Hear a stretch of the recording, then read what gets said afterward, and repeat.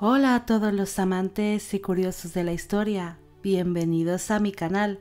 Hoy os traigo la vida de Josephine Butler, una feminista y reformadora social que se centró especialmente en ayudar a las prostitutas de Reino Unido, la India y de algunas partes de Europa.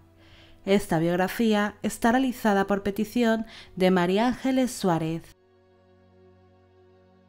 Josephine Elizabeth Gray nació el 13 de abril de 1828 en Merfield, Reino Unido. Fue hija de John Gray y de la esposa de este, Hannah Eliza Annett.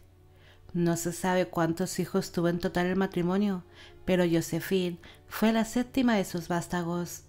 Su padre era un gran defensor de las reformas sociales y laborales y luchó contra la trata de esclavos.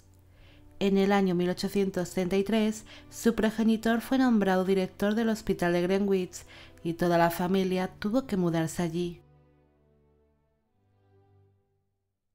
Josephine tuvo la misma educación que sus hermanos, recibió clases en su domicilio, pero después pasó 2 años en un prestigioso internado.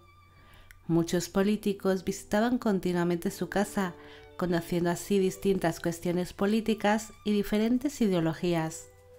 A los 17 años, Josephine tuvo algunas crisis religiosas, donde dejó de simpatizar con la Iglesia. Ella se declaraba cristiana, pero prefería hablar directamente con Dios en sus oraciones. En el año 1847, ella visitó a su hermano en Irlanda, y allí pudo ver en primera persona los estragos de la gran hambruna que acechaba al país. Josephine pudo ver allí la extrema pobreza y aquella visión le encogió el corazón, mostrándose muy triste y profundamente afectada por todas aquellas personas que estaban pasando por los peores momentos de sus vidas. En el año 1850, Josephine conoció a un profesor de escuela llamado George Butler. Ambos compartían los mismos ideales y la misma forma de pensar y de ver la vida. George estuvo un año entero cortejando a Josephine, enviándola muchísimos poemas, y finalmente la pareja se comprometió, casándose en el invierno de 1852. Ella tenía 24 años en el momento de la unión y él 33. Nada más casarse, la pareja se instaló en Oxford y compartieron diferentes ideas liberales y se mantuvieron muy unidos. Incluso era muy habitual verlos rezar juntos, ya que ambos eran muy devotos. La pareja empezó a acudir a distintas tertulias y reuniones, donde Josephine solía ser la única mujer. En muchas ocasiones, ella fue criticada y humillada por estos hombres por su condición de mujer y por mostrarse como una mujer arrojada y muy sentimental. Ella aprendió que tenía que guardarse sus sentimientos y no ser tan arrojada durante estas tertulias, convirtiéndose más en una mera espectadora. Josephine y su marido empezaron a preocuparse por la situación de las prostitutas y decidieron ayudarlas. Incluso acogieron a algunas en su propia casa, pero en el año 1856 la pareja tuvo que marcharse de Oxford por problemas de salud y la familia se instaló en Clifton. El matrimonio había tenido ya 2 hijos y Josephine se encontraba embarazada de nuevo cuando se mudaron a esta nueva ciudad. En el año 1859 nació su última hija, una niña que se llamó Evangelina María, pero en el verano de 1864 esta niña se precipitó al vacío desde lo alto de un edificio, muriendo 3 horas después del accidente. Para Josephine fue un duro golpe perder a su hija de 5 años de aquella manera, y sufrió una serie de depresiones, pero unos meses después, su segundo hijo, Arturo, enfermó de difteria. Pero cuando éste empezó a recuperarse, Josephine decidió viajar junto a su hijo a Nápoles para recuperarse ambos de tantas desgracias tan seguidas. En el año 1866, su marido fue nombrado rector de la Universidad de Liverpool y la familia volvió a mudarse una vez más. Josephine no podía olvidar a su hija ni su trágica muerte. Entonces se percató que en Liverpool había muchísima pobreza y prostitución, así que se centró en distintas obras de caridad. Josephine empezó a frecuentar las tabernas donde acudían estas mujeres a beber. Ella siempre iba allí con su Biblia en la mano, intentando hacer llegar aquel escrito a las mujeres de mala vida, aunque muchas veces acababa discutiendo con ellas. El matrimonio Butler volvió a acoger a algunas prostitutas en su casa, dándolas comida, alojamiento y ayudándolas a salir de la calle, pero cada día acudían más mujeres a su casa y le era imposible alojar a todas, así que el matrimonio adquirió otra casa para seguir acogiendo a más mujeres. Josephine las enseñaba a coser para que pudieran ganar algo de dinero con la aguja y el hilo, enseñándolas entonces una profesión. La casa donde vivía el matrimonio con sus hijos fue destinada solo para las mujeres que se encontraban en fase terminal de sus enfermedades venéreas. Así Josephine podía dedicarlas más tiempo en sus últimos días de vida, aseándolas y ayudándolas a comer. Muchísimas mujeres seguían llamando a su puerta en busca de ayuda, y enseguida ambas casas se quedaron pequeñas. Así que el matrimonio adquirió un albergue que era mantenido con las donaciones que las demás personas aportaban. Josephine compaginaba su labor en el albergue con las distintas campañas políticas donde pedía que la mujer pudiera votar y que también tuviera derecho a la educación. En el año 1868, Josephine publicó una obra llamada La educación y el empleo de las mujeres.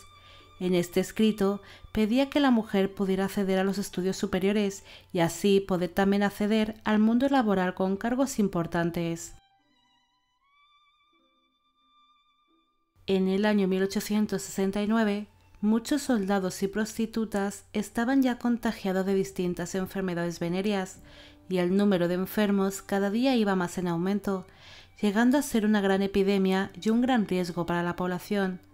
Por aquel entonces entró en vigor la Ley de Enfermedades Contagiosas, que consistía en revisar los genitales de las mujeres que se dedicaban a la prostitución para detectar la enfermedad y llevarlas de inmediato a un hospital para ser ingresadas y evitar que éstas se intimaran con distintos hombres, propagando así las enfermedades.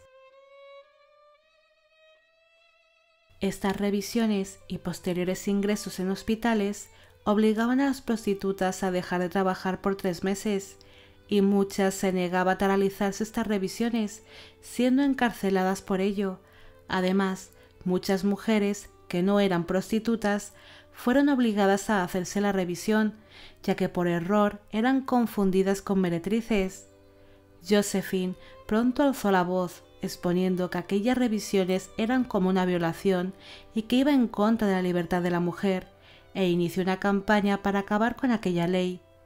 En el año 1886, la Ley de Enfermedades Contagiosas fue finalmente derogada, siendo un gran triunfo para Josephine.